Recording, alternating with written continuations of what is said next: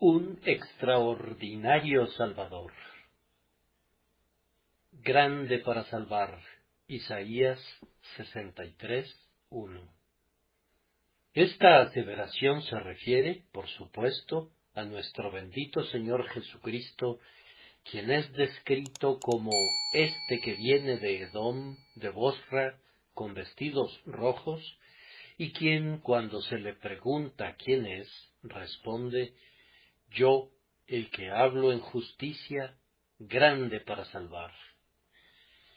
Entonces será bueno que al comienzo de nuestro discurso hagamos uno o dos comentarios concernientes a la misteriosamente compleja persona del hombre y Dios, a quien llamamos nuestro Redentor, a saber, Jesucristo nuestro Salvador.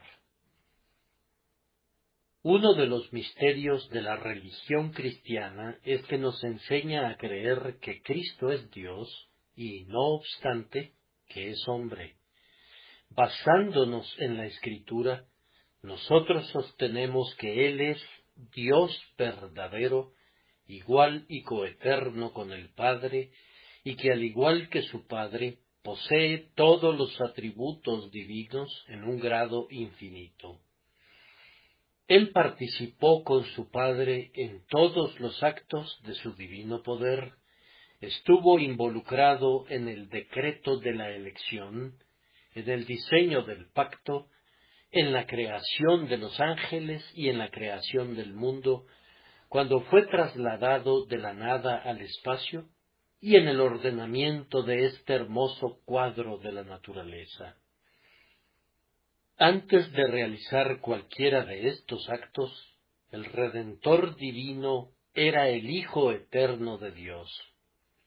Desde el siglo y hasta el siglo, tú eres Dios. Tampoco dejó de ser Dios por hacerse hombre. Él era igualmente Dios sobre todas las cosas, bendito por los siglos, cuando fue el varón de dolores experimentado en quebranto, tal como lo fue antes de su encarnación. Contamos con abundantes pruebas de ello en las constantes afirmaciones de la Escritura y, ciertamente, también en los milagros que obró. La resurrección de los muertos, la caminata sobre las olas del océano, el apaciguamiento de los vientos y el hendimiento de las rocas, más todos esos maravillosos actos suyos que no tenemos tiempo de mencionar aquí, fueron sólidas y contundentes pruebas de que Él era Dios, muy verdaderamente Dios, aun cuando condescendió a ser hombre. Y la Escritura nos enseña con toda certeza que Él es Dios ahora que comparte el trono de su Padre, ahora que se sienta sobre todo principado y autoridad, y poder y señorío, y sobre todo nombre que se nombra, y es el verdadero y apropiado objeto de la veneración, de la adoración y del homenaje de todos los mundos. Igualmente se nos enseña a creer que Él es hombre.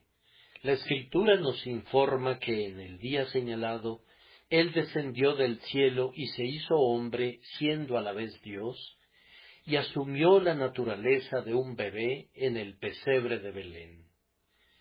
Dejó de ser un bebé, se nos informa, y creció hasta convertirse en un hombre, y en todo se volvió hueso de nuestros huesos y carne de nuestra carne, excepto en nuestro pecado. Sus sufrimientos, su hambre y sobre todo su muerte y sepultura son sólidas pruebas de que era hombre, un hombre con absoluta certeza, y con todo, la religión cristiana nos exige creer que si bien era hombre, era verdaderamente Dios.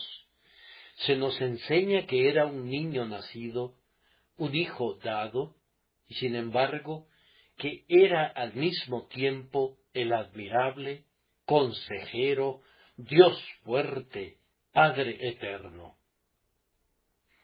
Todo aquel que quiera tener una visión clara y correcta de Jesús no debe mezclar sus naturalezas. No debemos considerarlo como un Dios diluido en una humanidad deificada, o como un simple hombre oficialmente exaltado a la deidad, sino como teniendo dos naturalezas distintas que habitan en una persona, no como Dios fundido en hombre, ni como hombre hecho Dios, sino hombre y Dios tomados juntamente en unión.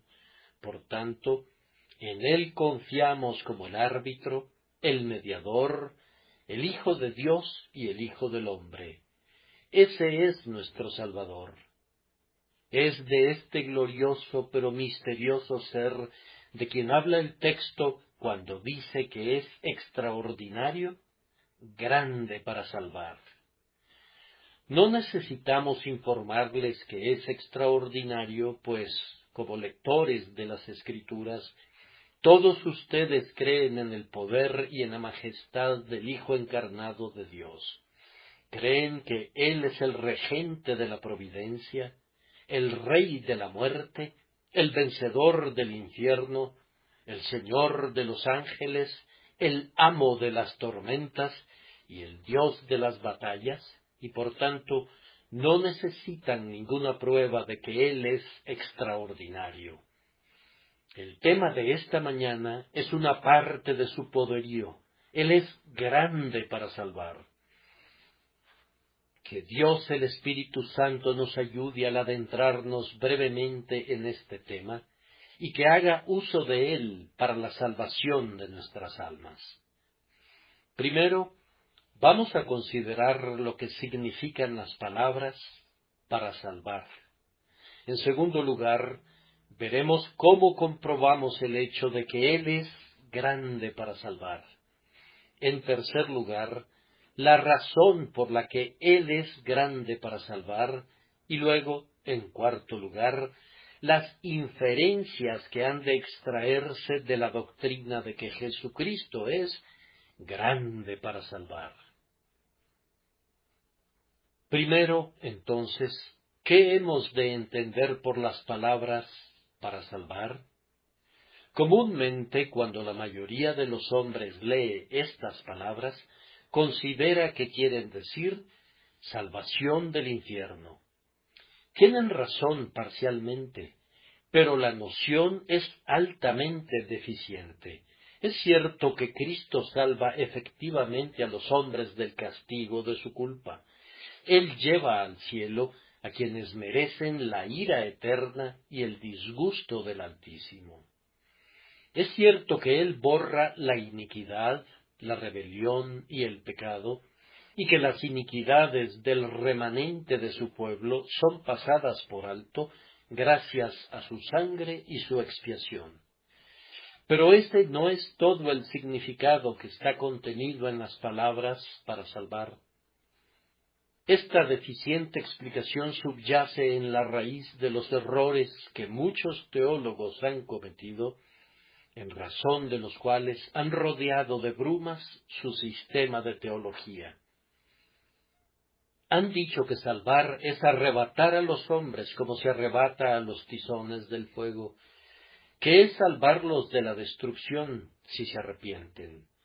Pero quiere decir muchísimo más, y casi diría infinitamente más que eso. Salvar significa algo más que simplemente librar a los penitentes de hundirse en el infierno. Por las palabras salvar, yo entiendo la totalidad de la grandiosa obra de la salvación, desde el primer deseo santo y desde la primera convicción espiritual, hasta la completa santificación. Todo eso es realizado por Dios por medio de Jesucristo. Cristo no sólo es grande para salvar a los que efectivamente se arrepienten, sino que es capaz de hacer que las personas se arrepientan. Él no está ocupado simplemente en llevar al cielo a quienes creen, sino que es poderoso para dar a los hombres nuevos corazones y para generar la fe en ellos. Él no es meramente poderoso para dar el cielo a alguien que lo desea, sino que es poderoso para hacer que el hombre que odia la santidad la ame, para constreñir al despreciador de su nombre a doblar su rodilla delante de él, y para hacer que el réprobo más esclavizado por los vicios se vuelva del error de sus caminos.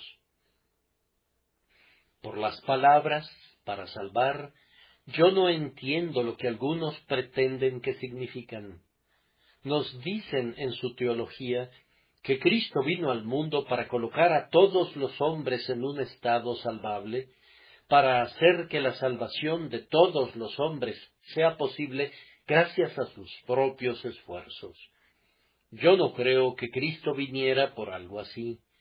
Yo no creo que viniera al mundo para colocar a los hombres en un estado salvable, sino para colocarlos en un estado salvado. No vino para ponerlos donde pudieran salvarse por sí solos, sino para realizar la obra en ellos y por ellos de principio a fin.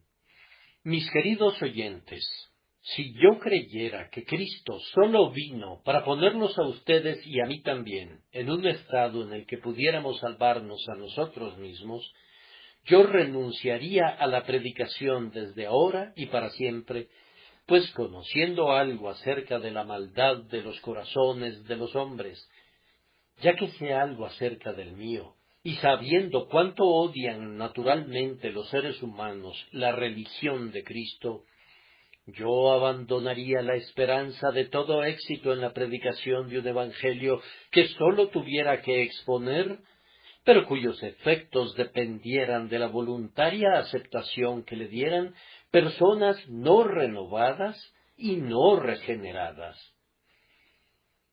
Si yo no creyera que hay una fuerza que sale con la palabra de Jesús, que hace que los hombres se ofrezcan voluntariamente en el día de su poder, y que los vuelve del error de sus caminos gracias a la potencia extraordinaria, sobrecogedora y constrictiva de una influencia divina y misteriosa, yo cesaría de gloriarme en la cruz de Cristo.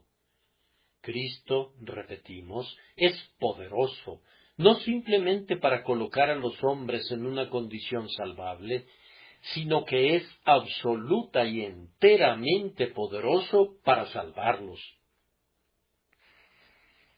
Yo considero este hecho como una de las pruebas más grandiosas del carácter divino de la revelación de la Biblia. Muchas veces he tenido dudas y temores, igual que la mayoría de ustedes los han tenido. ¿Y dónde está el sólido creyente que no haya vacilado algunas veces?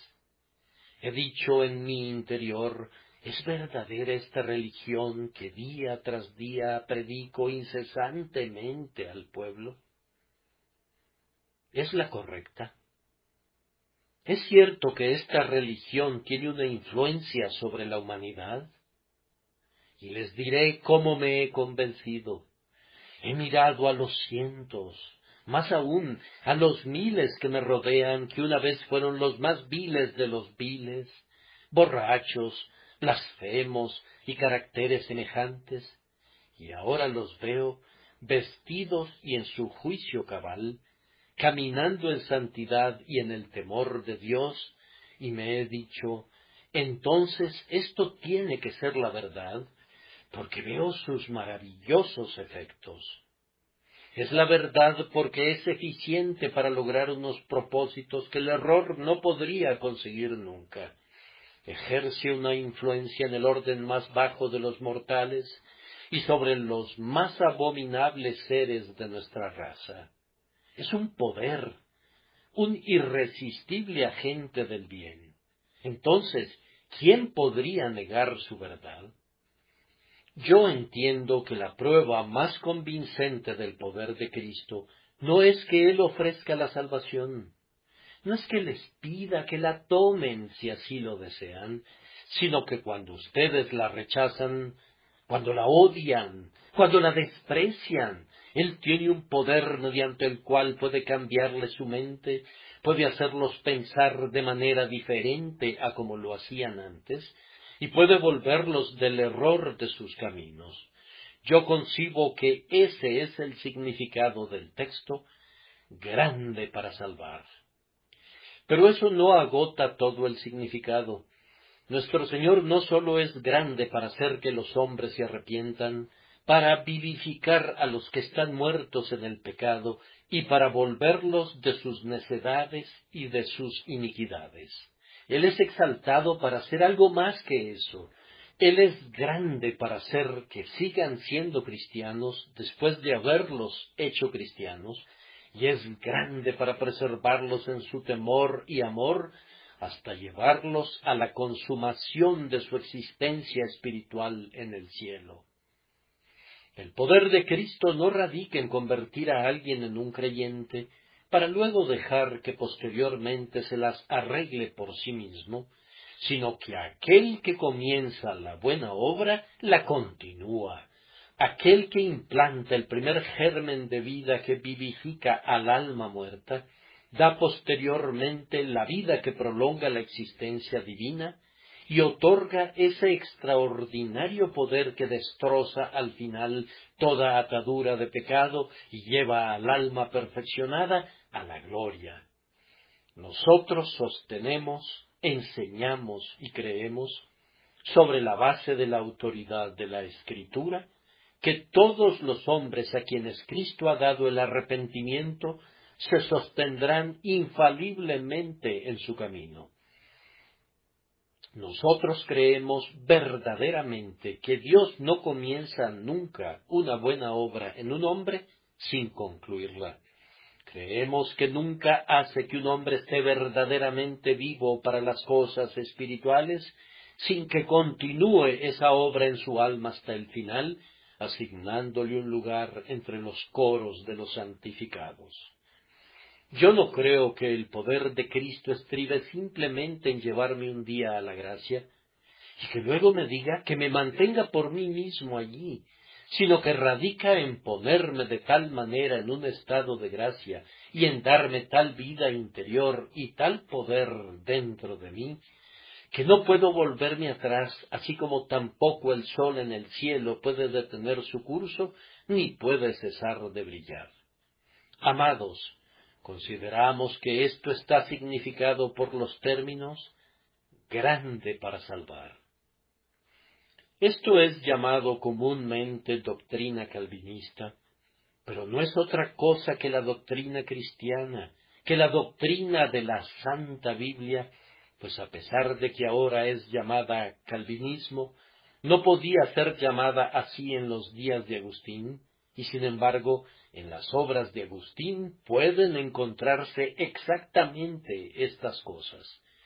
Y tampoco debe llamarse agustinismo, pues se encuentran en los escritos del apóstol Pablo, y con todo no era llamada paulismo, simplemente por esta razón, porque es la ampliación y la plenitud del Evangelio de nuestro Señor Jesucristo.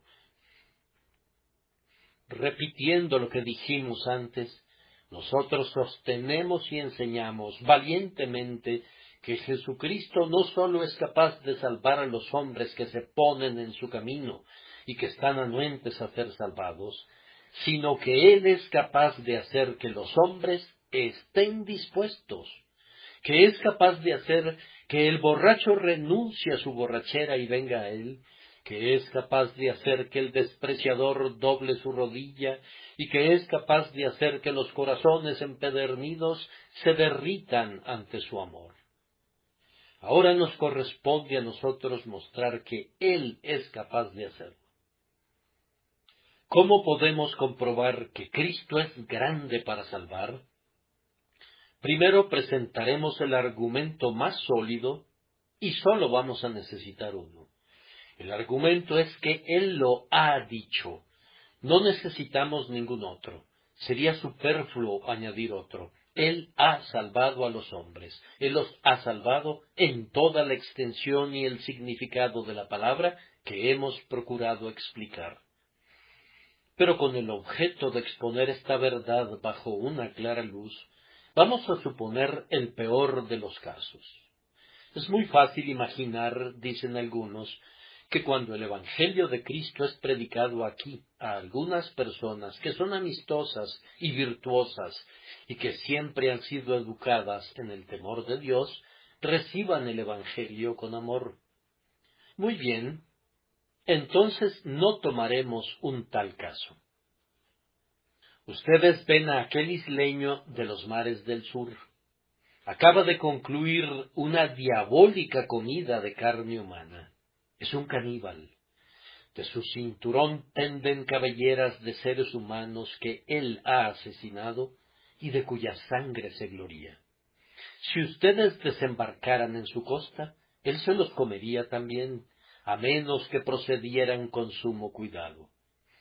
Ese hombre se inclina ante un bloque de madera. Es una pobre criatura ignorante y degradada, y muy poco alejada de la bestia.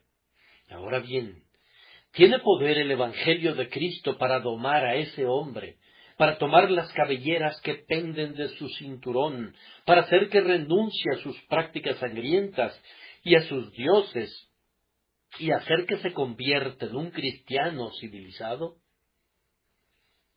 Ustedes saben, mis queridos amigos, que se habla mucho acerca del poder de la educación en Inglaterra. Puede haber mucho de cierto en eso.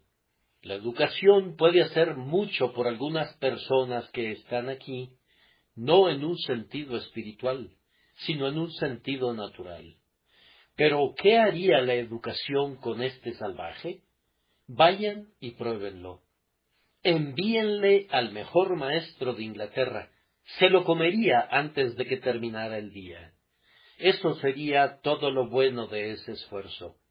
Pero si va el misionero con el Evangelio de Cristo, ¿qué será de él? Vamos, en multitudes de casos, el misionero ha sido el pionero de la civilización y bajo la providencia de Dios ha escapado de una muerte cruel. Va con amor en sus manos y en sus ojos. Le habla al salvaje. Y fíjense bien, ya que les estamos compartiendo ahora hechos, no sueños. El salvaje depone su hacha de combate. Dice, es maravilloso. Lo que este hombre me dice es prodigioso. Voy a sentarme para escucharlo. Escucha, y las lágrimas ruedan por sus mejillas. Se enciende en él un sentimiento de humanidad que nunca antes ardió en el interior de su alma. Dice, creo en el Señor Jesucristo, y pronto está vestido y en su sano juicio, y se convierte en un hombre en todos los sentidos, en un hombre tal como pudiéramos desear que fueran todos los hombres. Ahora bien, nosotros afirmamos que esto comprueba que el Evangelio de Cristo no viene a la mente que está preparada para él, sino que por sí mismo prepara a la mente, que Cristo no pone meramente la semilla en la tierra que ha sido preparada de antemano, sino que ara también el suelo, sí, y lo arrellana y realiza la plenitud de la obra. Él es sumamente capaz de hacer todo eso. Pregúntenles a nuestros misioneros que están en el África, en medio de los peores bárbaros del mundo, pregúntenles si el Evangelio de Cristo es capaz de salvar, y les señalarían el kraal del Hotentote, y luego les señalarían las casas de los curumanes, y les dirían, ¿qué ha provocado esta diferencia, sino la palabra del Evangelio de Cristo? Sí, queridos hermanos, hemos tenido pruebas suficientes en países paganos y no necesitamos decir nada más, pues contamos también con suficientes pruebas en casa. Hay algunos que predican un evangelio que es muy apropiado para educar al hombre en asuntos morales, pero que es totalmente inapropiado para salvarlo o para mantener sobrios a los hombres que se han vuelto borrachos. Hay algunos que predican algo que es lo suficientemente bueno para suministrarles a los hombres un tipo de vida cuando ya la tienen, pero que no es bueno para vivificar a los muertos ni para salvar el alma. y que puede entregar más bien a la desesperación a los propios personajes a quienes el Evangelio de Cristo pretendía alcanzar. Pero yo podría contarles unas historias de algunos que se han sumergido de cabeza en los golfos más negros del pecado, que nos horrorizarían a todos si les permitiéramos contar de nuevo su culpa. Yo podría decirles cómo han venido a la casa de Dios con una actitud agresiva en contra del ministro, resueltos a burlarse de cualquier cosa que dijera. Se quedaron un momento, alguna palabra trajo su atención, pensaron en su interior, voy a oír esa frase. Fue algún dicho directo y conciso que penetró en sus almas.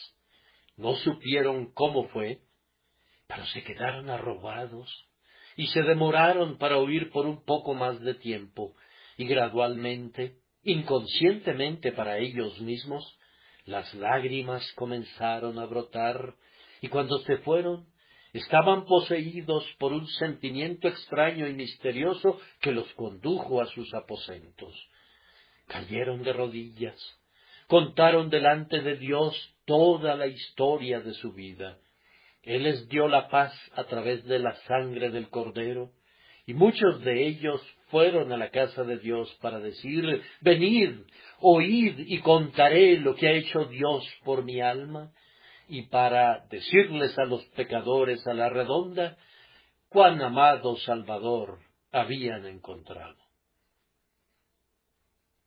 Recuerden el caso de John Newton, aquel grande y poderoso predicador de Santa María en Woolnoth, un ejemplo del poder de Dios para cambiar el corazón, así como para dar paz cuando el corazón es cambiado. Ah, queridos oyentes, a menudo pienso, esta es la más grandiosa demostración del poder del Salvador. Si predicara otra doctrina, ¿lograría lo mismo? Si lo hiciera, ¿por qué no hacer que cada hombre reúna una multitud en torno suyo y la predique? ¿Realmente lo haría? Si lo hiciera, entonces la sangre de las almas de los hombres habría de recaer en el hombre que no la proclamara denodadamente. Si cree que su evangelio efectivamente salva almas, ¿cómo explica que suba a su púlpito desde el 1 de enero hasta el último día de diciembre y no se enteren nunca de que alguna ramera se haya vuelto honesta, ni de que un borracho haya conocido la sobriedad? ¿Por qué? Por esta razón, porque es una pobre dilución del cristianismo. Es algo semejante a él, pero no es el cristianismo audaz y auténtico de la Biblia. No es el genuino evangelio del bendito Dios, pues ese tiene poder para salvar. Pero si ellos creen verdaderamente que el suyo es el evangelio, que salgan a predicarlo y que se esfuercen con todo su poder para rescatar a las almas del pecado, que abunda lo suficiente, Dios lo sabe. Repetimos que tenemos una prueba positiva, incluso en casos que tenemos ante nosotros, de que Cristo es poderoso para salvar aún a los peores hombres y apartarlos de las necedades a las que se han entregado por demasiado tiempo, y nosotros creemos que el mismo evangelio predicado en otra parte produciría los mismos resultados. La mejor prueba que pueden obtener jamás de que Dios es grande para salvar, queridos oyentes, es que Él los salvó a ustedes. Ah, mi querido oyente, sería un milagro que Él salvara a tu prójimo que está a tu lado, pero sería un milagro mayor que te salvara a ti. ¿Qué eres tú esta mañana? Responde. Yo soy un infiel, dice uno. Yo odio y desprecio a la religión de Cristo. Pero supón, amigo, que hubiera un poder en esta religión para que un día fueras conducido a creer en ella. ¿Qué dirías entonces? ¿Qué dirías entonces? Ah, yo sé que te enamorarías de ese evangelio eternamente, pues dirías, yo, entre todos los hombres, fui el último en recibirlo, y con todo, sin saber cómo, heme aquí habiendo sido conducido a amarlo. O un hombre semejante, cuando es constreñido a creer, se convierte en el más elocuente predicador en el mundo. Ah, pero, dice otro, yo he sido por principio un quebrantador del día domingo, yo desprecio el día de guardar, yo odio entera y plenamente cualquier cosa religiosa. Bien, yo no puedo probarte nunca que la religión sea verdadera, a menos que se apodere de ti alguna vez, y que te haga un hombre nuevo. Entonces dirás que hay algo en ella. De cierto te digo, que lo que sabemos hablamos, y lo que hemos visto testificamos. Cuando sentimos el cambio que ha obrado en nosotros mismos, entonces hablamos de hechos y no de fantasías, y también hablamos valerosamente. Repetimos entonces que Él es grande para salvar. Pero ahora la pregunta es, ¿por qué Cristo es grande para salvar? Para esto hay diversas respuestas. Primero, si tomamos la palabra salvar en la acepción popular del término, que, después de todo, aunque sea verdadera, no es su pleno significado, si entendemos que salvación quiere decir perdón del pecado y salvación del infierno, Cristo es grande para salvar debido a la eficacia infinita de su sangre expiatoria. Pecador, por negro que estés por el pecado, Cristo es capaz esta mañana de volverte más blanco que la nieve recién caída. Tú preguntas por qué. Yo te lo diré. Es capaz de perdonar porque Él fue castigado por tu pecado. Si tú sabes y sientes efectivamente que eres un pecador, si no tienes ninguna esperanza o refugio delante de Dios excepto en Cristo, entonces has de saber que Cristo es grande para perdonar, porque fue castigado una vez por el propio pecado que tú cometiste, y por tanto, Él puede remitirlo libremente, porque el castigo fue pagado enteramente por Él mismo. Siempre que toco este tema, me veo tentado a contar una historia. Y aunque ya la he contado muchísimas veces a oídos de muchos de ustedes, otros nunca la han oído, y es la manera más sencilla de exponer la fe que tengo en la expiación de Cristo. En una ocasión, un pobre irlandés vino a verme a la sacristía. Se presentó más o menos de esta manera. Su reverencia, vengo a hacerle una pregunta. En primer lugar, le respondí, yo no soy un reverendo ni podría reclamar ese título. A continuación, ¿por qué no acudes a tu sacerdote para hacerle esa pregunta? Bien, su reverend, quiero decir, señor, yo acudí a él, pero no me respondió de una manera muy satisfactoria que digamos, así que me dirijo a usted para preguntarle, y si me respondiera, le daría paz a mi mente, pues estoy muy turbado al respecto. ¿Cuál es la pregunta? Le dije. Pues es esta. Usted dice, y otros también lo dicen, que Dios es capaz de perdonar el pecado.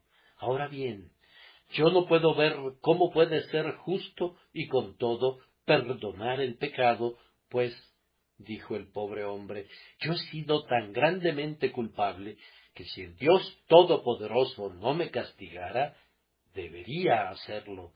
Siento que Él no sería justo si permitiera que yo me quedara sin un castigo. ¿Cómo entonces, Señor, puede ser cierto que Él puede perdonar y sin embargo puede conservar el título de justo? Bien, le respondí yo, es por medio de la sangre y de los méritos de Jesucristo. Ah, dijo él, pero entonces yo no entiendo lo que quiere decir con eso. Es el tipo de respuesta que recibí de parte del sacerdote, pero yo quería que me explicara más claramente cómo era que la sangre de Cristo podía hacer a Dios justo. Usted dice que lo hace. pero quiero saber cómo. Bien, entonces, dije yo, te diré lo que me parece que es el sistema completo de la expiación, que yo considero como la quinta esencia, la raíz, la médula y la sustancia de todo el Evangelio. Esta es la manera en la que Cristo es capaz de perdonar. Supón, le dije, que hubieras matado a alguien. Serías un asesino. Serías condenado a morir merecidamente. Sin duda, dijo él, que lo merecería. Bien, Su Majestad la Reina está muy deseosa de salvar tu vida, y con todo, al mismo tiempo, la justicia universal exige que alguien muera debido al acto que se ha cometido. Ahora bien, ¿cómo habrá de arreglárselas? El hombre respondió, he ahí el punto. Yo no puedo ver cómo puede ser inflexiblemente justa y con todo permitir que yo escape. Bien, comenté, supón, Pat, que me dirigiera a ella y le dijera, Su Majestad, aquí tenemos a este pobre irlandés que merece ser colgado. Yo no quiero apelar la sentencia porque la considero justa, pero, si usted me lo permite, yo lo amo tanto que si me colgara en su lugar, yo estaría dispuesto a padecerlo. Pat, supón que ella estuviera anuente a hacerlo y me colgara en tu lugar. ¿Qué pasa entonces? ¿Sería justa la reina dejándote ir? Sí, respondió él, creo que sí. ¿Colgaría la reina a dos por un solo delito? Yo diría que no. Yo saldría libre y no hay ningún policía que me detendría por ello. Ah, comenté yo, así es como Jesús salva. Padre, dijo él, yo amo a estos pobres pecadores, permite que padezca en vez de ellos. Sí, dijo Dios, lo harás.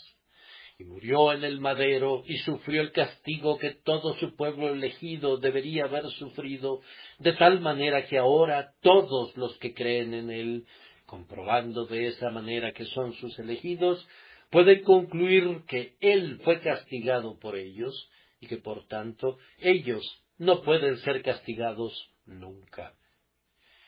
Bien, dijo él, mirándome a la cara una vez más, entiendo lo que quiere decirme. Pero ¿cómo es que si Cristo murió por todos los hombres, a pesar de eso, algunos hombres son castigados de nuevo? Pues eso es injusto. Ah, le respondí, yo nunca te dije eso.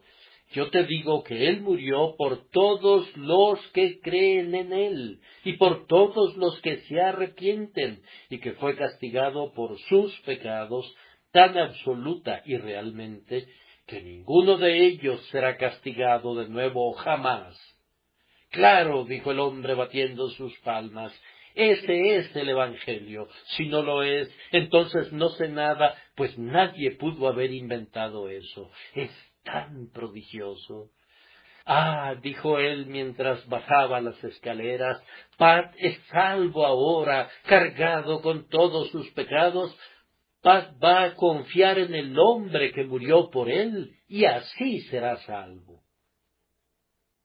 Querido oyente, Cristo es grande para salvar, porque Dios no apartó la espada, sino que la hundió en el corazón de su propio Hijo. Él no perdonó la deuda, ya que fue pagada con gotas de sangre preciosa, y ahora el gran recibo está clavado en la cruz, y nuestros pecados con él, de tal manera que podemos quedar libres si creemos en él. Por esta razón Él es grande para salvar en el verdadero sentido de la palabra. Pero en el sentido amplio de la palabra, entendiendo que quiere decir todo lo que he dicho que significa, Él es grande para salvar. ¿Cómo es que Cristo es capaz de hacer que los hombres se arrepientan, que crean y que se vuelvan a Dios? Alguien responde, pues bien, por la elocuencia de los predicadores. Dios no quiera que digamos eso jamás. No es con ejército ni con fuerza. Otros responden así, es por la fuerza de la persuasión moral. Dios no quiera que digamos sí a eso, pues la persuasión moral ya ha sido probada en el hombre lo suficiente y con todo no ha tenido éxito. ¿Cómo lo lleva a cabo? Respondemos que por medio de algo que algunos de ustedes desprecian, pero que, sin embargo, es un hecho. Lo hace por la influencia omnipotente de su Divino Espíritu. Mientras las personas están oyendo la palabra, el Espíritu Santo obra el arrepentimiento en aquellos a los que Dios habrá de salvar. Él cambia el corazón y renueva el alma. Es verdad que la predicación es el instrumento, pero el Espíritu Santo es el grandioso agente. Es cierto que la verdad es el instrumento de la salvación, pero el Espíritu Santo es quien aplica la verdad que salva el alma. Y con este poder del Espíritu Santo podemos ir a los seres humanos más envilecidos y degradados, y no hemos de temer que Dios no los salve. Si le agradara a Dios, el Espíritu Santo podría hacer que cada uno de ustedes cayera de rodillas, confesara sus pecados y se volviera a Dios en este instante. Él es un Espíritu todopoderoso, capaz de obrar prodigios. Leemos en la vida de Whitefield que algunas veces, después de la predicación de uno de sus sermones, 2000 personas profesaban a la vez haber sido salvadas, y realmente muchas de ellas lo eran. Nosotros nos preguntamos por qué sucedía así.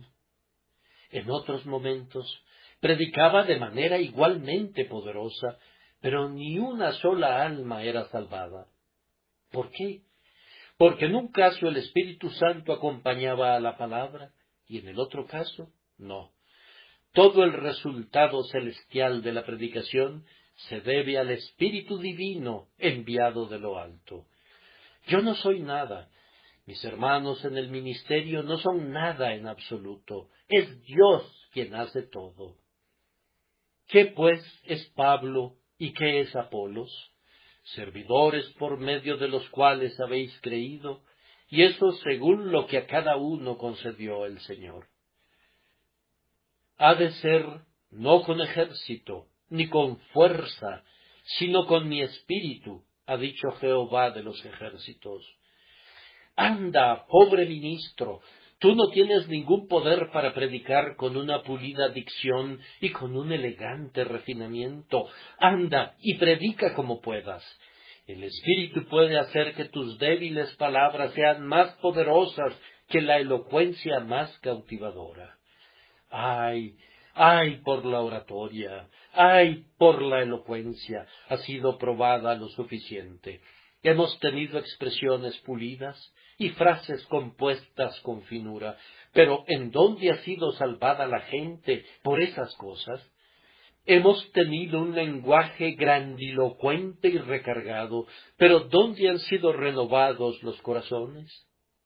Pero ahora, por la locura de la predicación, por la sencilla comunicación que hace un niño de la palabra de Dios, le agrada a él salvar a los que creen y salvar a los pecadores del error de sus caminos.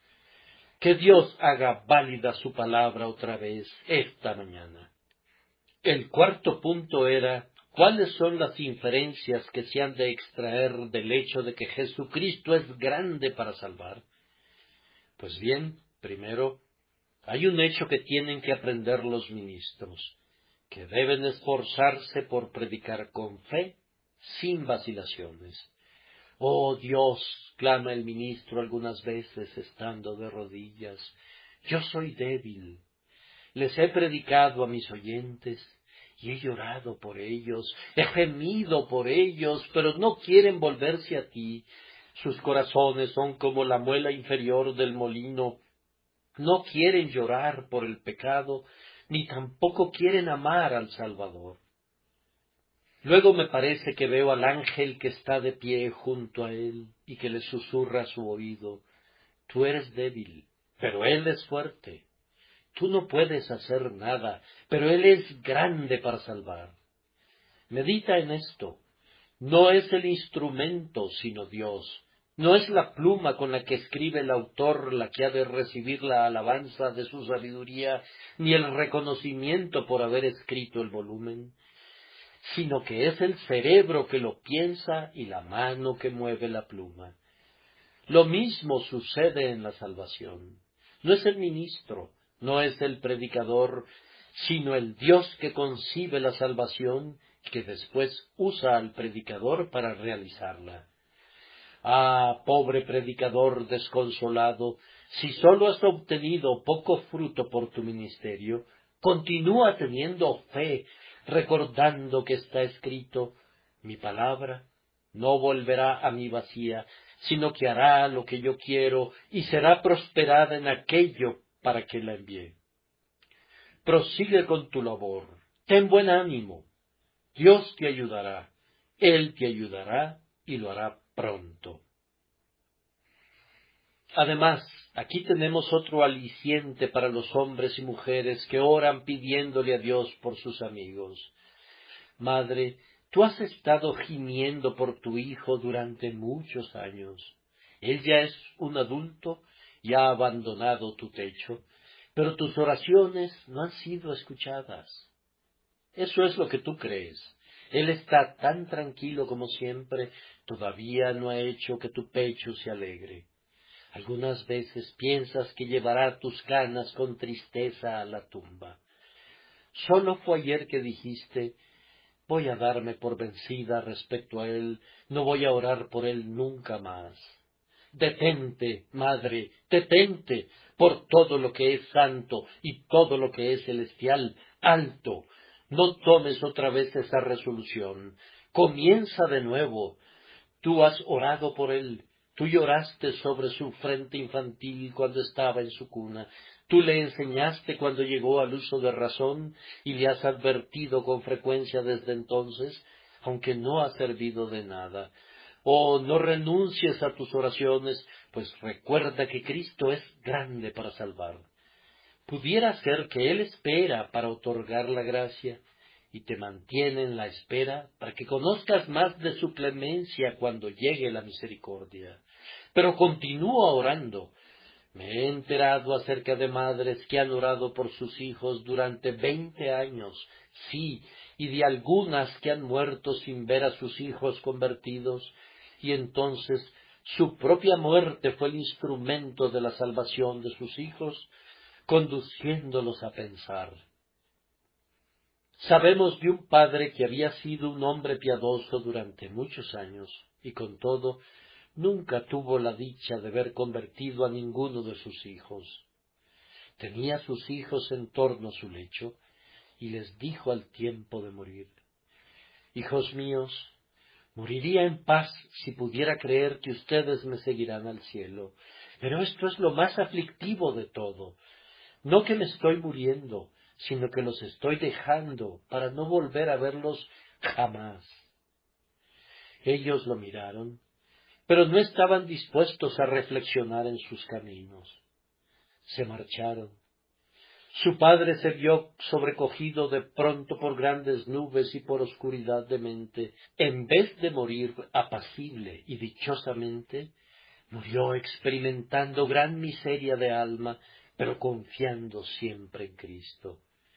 Al morir musitó: oh, que hubiera muerto una muerte feliz, pues eso habría sido un testimonio para mis hijos. Pero ahora, oh Dios, esta oscuridad y estas nubes han suprimido en cierta medida mi poder de dar testimonio de la verdad de tu religión. Bien, él murió y fue enterrado. Los hijos asistieron al funeral. Al día siguiente, uno de ellos le dijo a su hermano: hermano, he estado pensando, nuestro padre fue siempre un hombre piadoso, y si a pesar de ello su muerte fue una muerte muy lúgubre, ¿cuánto más lúgubre será la nuestra sin Dios y sin Cristo? Ah, respondió el otro, ese pensamiento me sacudió a mí también. Ellos subieron a la casa de Dios, oyeron la palabra de Dios, regresaron a casa y se pusieron de rodillas en oración, y para su sorpresa, Descubrieron que el resto de la familia había hecho lo mismo, y que el Dios que no había respondido nunca la oración del padre en vida, la respondió después de su muerte y por medio de su muerte también, y precisamente por esa muerte que se veía como improbable de obrar la conversión de alguien. Continúa orando, entonces, hermana mía, continúa orando, hermano mío. Dios aún llevará a tus hijos y a tus hijas a su amor y temor, y tú te regocijarás por ellos en el cielo, si no lo hicieras nunca en la tierra. Y finalmente, mis queridos oyentes, hay muchas personas aquí esta mañana que no sienten ningún amor por Dios, ni ningún amor por Cristo, pero sienten un deseo de amarlo en sus corazones. Ustedes están diciendo, oh, ¿puede Él salvarme? ¿Puede ser salvado un ser despreciable como yo? Allí estás parado en lo denso de la multitud, y ahora estás diciendo en tu interior, ¿podré un día cantar en medio de los santos en lo alto? ¿Puedo ver que mis pecados sean borrados por la sangre divina? Sí, pecador, Él es grande para salvar, y eso es un consuelo para ti. ¿Te consideras tú el peor de los hombres? Te golpea la conciencia como con un puño de hierro, y dice que todo ha terminado contigo, que estarás perdido, que tu arrepentimiento no te servirá de nada, que tus oraciones no serán escuchadas nunca, que tú estarás perdido para todos los fines y propósitos. Mi querido oyente, no pienses así. Él es poderoso para salvar. Si tú no puedes orar, Él puede ayudarte a hacerlo. Si tú no puedes arrepentirte, Él puede darte el arrepentimiento. Si sientes que es difícil creer, Él puede ayudarte a creer, pues Él es exaltado en lo alto para dar arrepentimiento, así como para dar remisión de pecados. Oh, pobre pecador, confía en Jesús, apóyate en Él, clama y que Dios te ayude a hacerlo ahora, el primer domingo del año, que Él te ayude este mismo día a confiar tu alma a Jesús, y este será uno de los mejores años de tu vida. Volveos, volveos de vuestros malos caminos, ¿por qué moriréis, oh casa de Israel? Vuélvanse a Jesús, ustedes, almas desfallecidas, vayan a Él, pues he aquí, Él les pide que vengan. El espíritu y la esposa dicen, ven, y el que oye diga, ven, y el que tiene sed, venga, y el que quiera, tome del agua de la vida, y tenga la gracia de Cristo gratuitamente. Esto es predicado a ustedes y a todos los que están dispuestos a recibirlo, ya les ha sido dado. Que Dios por su gracia los haga anuentes y salve sus almas, por medio de Jesucristo nuestro Señor y Salvador. Amén.